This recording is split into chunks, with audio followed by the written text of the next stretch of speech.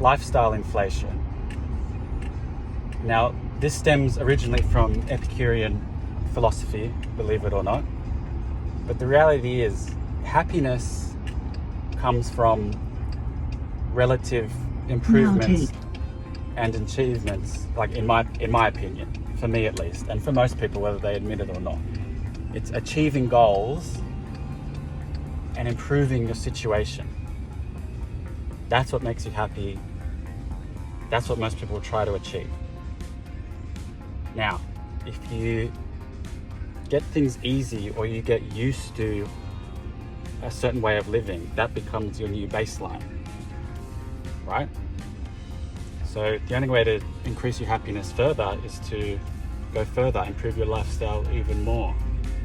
But then what effort does that take? Is that actually beneficial? So for example, say you eat a healthy diet, home cooked, do the groceries, do it all yourself. It's nutritious, delicious, great. And then you treat yourself to a dinner out once a week. You look forward to that dinner because it's a treat, right? Like it genuinely is. You look forward to it, it's something different, it makes you happy. Now, let's say other people who choose to eat out, dine out twice a day, every day. Great. If you got the money to do it, awesome. But the reality is, are you actually better off? You get used to that, right? You don't look forward to each meal. It's not exciting to eat out. I mean, especially if you go to the same places all the time, that just becomes your baseline. You're just as happy. And then think about the cost of that for nothing, really, at the end of the day.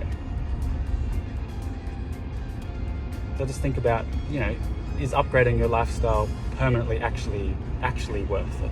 Like, what is actually worth it to you?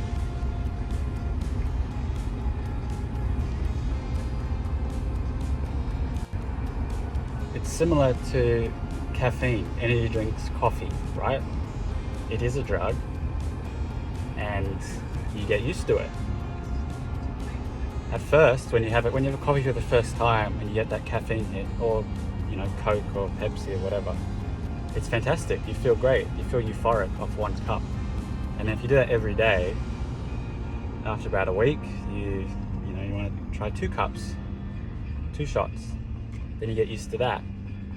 Then you need those 2 shots just to feel normal.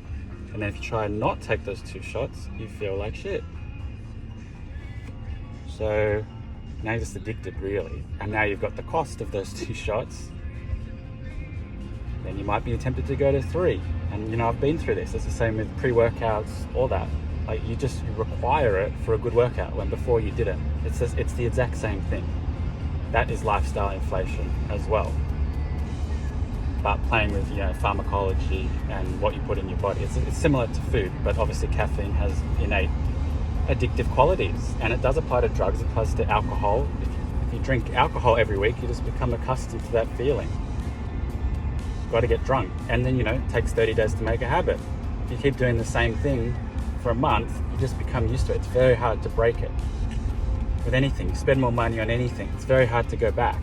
You're used to X amount of holidays. Well, if you don't get your holiday, like COVID, for example, the situation, you feel crap. When really, you probably got it really good where you are. Well, that's a whole nother topic. Just some interesting thoughts.